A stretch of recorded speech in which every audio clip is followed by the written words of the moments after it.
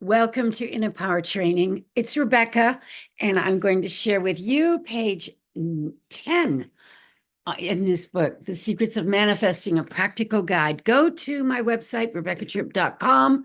You'll be able to find this book and my other books that I've written. I am a manifesting junkie. I just love the topic. I love consciousness. I love the secrets of the universe.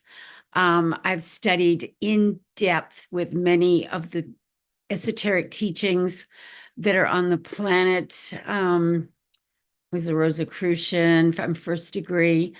I've given tours at the Christian Science Church in Boston for years and dug deeply into her life, Mary Baker Eddy's, and other Christian mystics that are so interesting. You know, there are people that have a tremendous amount of awareness on the planet, and they are the way showers.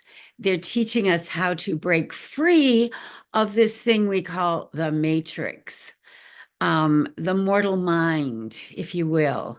You know, we have a mortal mind that we operate with in this three-dimensional world, but we also have a divine consciousness that we need to become more and more familiar with because it knows exactly where we're going, what we're doing, what we're supposed to be doing. And when we're aligned with these higher laws that are governing the universe, our lives unfold in a very harmonious, flow-like way. So this page 10 in my book, I love this topic, perception. If you want to see perfection, change your perception is on the back of my business card because that came to me one day, and it really is all about our perception. If you want, and it starts off with that very statement, if you want to see perfection, change your perception.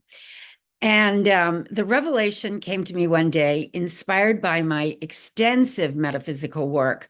Once you grasp the workings of the mind and consciousness, it becomes clear everything hinges on perception. The crucial question is whether objective reality shapes our perception or if our perception molds objective reality. That's a good question to ask yourself. The three-dimensional world we navigate daily seems tangible and unchanging. Yet, delve into the teachings of mystics and quantum physicists, and they reveal this world as a waking dream. No more real than the nocturnal visions that dance through our sleep. It appears more concrete because day after day we see the same objects unchanged. However, our very action of observation influences these material things. Understanding your sovereignty, that you are in control of your life, transforms your existence. Your life wouldn't even exist without your thoughts about it. Consciousness breathes reality into everything. With this awareness, you become meticulous about where you place your attention. Your focus shapes your reality. For instance, aspiring for better health requires immersing yourself in feelings and beliefs of perfect health, literally rearranging the cells in your body. The mind controls everything.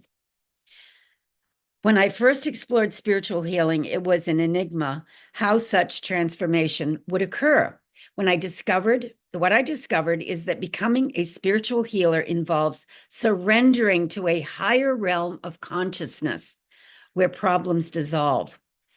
Some call it the fifth dimension or Christ consciousness or unconditional love. This transformative process necessitates shedding lower negative emotions like envy, jealousy, hatred, and pride, emotions that block true happiness and inner peace. See, those are all in the lower chakra, they say. If you're an energy healer, you understand that. You need to go into the higher chakras where you have unconditional love, connection to the divine, and you can commune with higher intelligence. Digging deep within may reveal hidden aspects of your subconscious mind. Once during an appendicitis attack, I experienced a profound moment.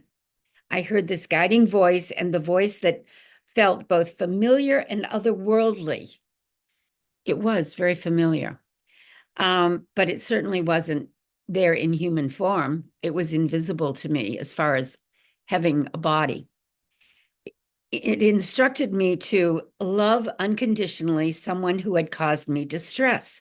By releasing my negative thoughts toward this person, I felt an immediate physical release in my abdomen, signifying a healing. A doctor later confirmed that I indeed had an appendicitis attack, but had miraculously avoided a rupture. The understanding of the connection between consciousness and health equips you with the advantage to be more resilient against life's challenges. You're not easily swayed by fear-inducing news from the media. Instead, you let go and embrace control over your life, recognizing that perfect health is truly your birthright. So if you want to see perfection as far as your physical health or any aspect of your life, you must change your perception. Because if you're stuck in a place where you're seeing it that way, I am sick, I have a problem, you're not going to solve the problem. You need to transcend it, go above it. It's not positive thinking, it's tapping into the higher consciousness, the aspect of you that's eternal, that knows all the solutions, which is connected to the divine. So that is actually how you can change your perception. I'll give you a little exercise here. Number one, close your eyes and go to the alpha state. I've told you before, if you close your eyes and you tilt your eyes up a bit underneath your eyelids and relax your whole body, starting with your head down to your toes, you go into the alpha state. And then you ask yourself, what problem am I facing? You've got to face the problem head on. You can't just sweep it under the rug and think that if you ignore it, it will go away. You need to take a look at what the problem is.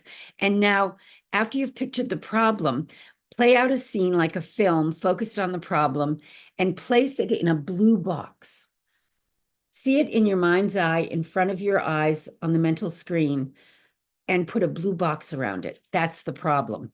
And if you don't like what you see, you can change it by shifting your eyes to the left a bit and making the solution the center of your film.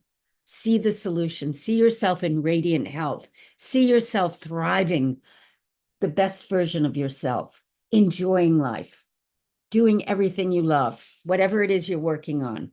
And once you like what you see in the frame, put this scene in golden light.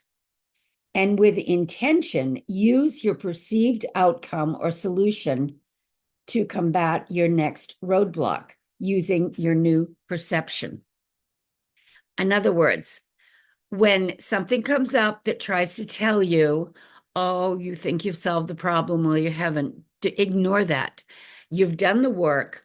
You've taken a good look at the problem. Now you know you want the solution. And because you are visualizing it and feeling like you're living in the solution with that golden frame around it, you will manifest it. Whenever anything pops up that tries to divert you from that good feeling, cancel it. You are now a master manifester. Once you start practicing these techniques on a daily basis, they're meant to be used for everything. I don't care what comes up, anything that you need to accomplish. You can get rid of the procrastination by visualizing the outcome you want, and you'll start being much more productive.